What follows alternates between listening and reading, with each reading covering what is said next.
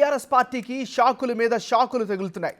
నేతలు ఒక్కొక్కరిగా పార్టీని వీడి బయటికి వెళ్తున్న పరిస్థితి నెలకొంది. ఈ క్రమంలోనే మాజీ మంత్రి ఇంద్రకరణ్ రెడ్డి సైతం తన దారి తాను చూసుకుంటున్నారు. నేడో రేపో ఆయన కాంగ్రెస్ పార్టీలో చేరే అవకాశాలు కనిపిస్తున్నాయి. ఇప్పటికే ఆయన కాంగ్రెస్తో టచ్లోకి వచ్చినట్లు తెలుస్తోంది. అంతేకాదు దాదాపుగా కాంగ్రెస్లో చేరడం ఖరారైనట్లు సన్నిహిత వర్గాలతో ఇంద్రకరణ్ రెడ్డి చెప్పినట్లు సమాచారం. అన్నీ కుదిరితే వారం రోజుల్లోగా ఆయన కాంగ్రెస్ పార్టీలో చేరే అవకాశాలు కనిపిస్తున్నాయి.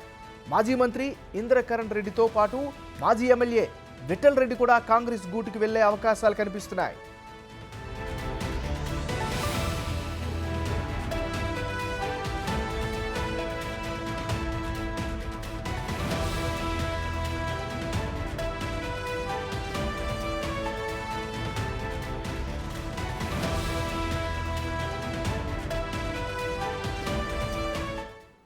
రైట్గా ఇదే అంశానికి సంబంధించి మరింత తాజా సమాచారం అందించేందుకు మా రిపోర్టర్ సాయన లైవ్లో సిద్ధంగా ఉన్నారు.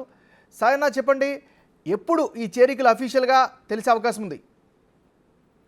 ఎస్ నాగరాజు, బీఆర్ఎస్ కు బిగ్ షాకే తగిలిందని చెప్పుకోవచ్చు. సో సిర్పూర్ మాజీ ఎమ్మెల్యే అయినటువంటి కోనేరు కోనప్ప ఇప్పటికే బీఆర్ఎస్ పార్టీని వీడి కాంగ్రెస్ పార్టీలో కూడా చేరారు. అది మరవక ముందే మరో మాజీ మంత్రి ఇంద్రకరణ్ రెడ్డి కూడా కాంగ్రెస్ బీఆర్ఎస్ పార్టీని వీడి కాంగ్రెస్ పార్టీలో కూడా చేరాలని నిర్ణయించుకున్నట్టు కూడా తెలుస్తుంది. ఇప్పటికే కార్యకర్తల నుండి కూడా అభిప్రాయాలను సేకరించారు మంత్రి ఇంద్రకరణ్ రెడ్డి. సమీక్ష సమావేశాలను కూడా ఇప్పటికే ఏర్పాటు చేశారు. పార్టీని మారాలని కూడా సూచించారు కార్యకర్తలు. సో ఇప్పటికి కూడా కార్యకర్తల అభిప్రాయాలను కూడా స్వీకరించారు. సో ఈ 2-3 రోజుల్లో కూడా పార్టీ మారే అవకాశాలు మనకు కనిపిస్తున్నాయి. ఇప్పటికే బీఆర్ఎస్ పార్టీకి బిగ్ షాకే తగిలిందని చెప్పుకోవచ్చు. కార్యకర్తల సమావేశాలను ఇప్పటికే నిర్వహించుకున్న కార్యకర్తల ఒత్తిడితోనే కాంగ్రెస్ పార్టీలో తాను చేరనున్నట్లు కూడా తెలుస్తుంది. గత 2-3 రోజుల్లో కూడా వారంలో ఈ కాంగ్రెస్ పార్టీకి వెళ్ళనున్నట్టు కూడా మనకు తెలుస్తుంది.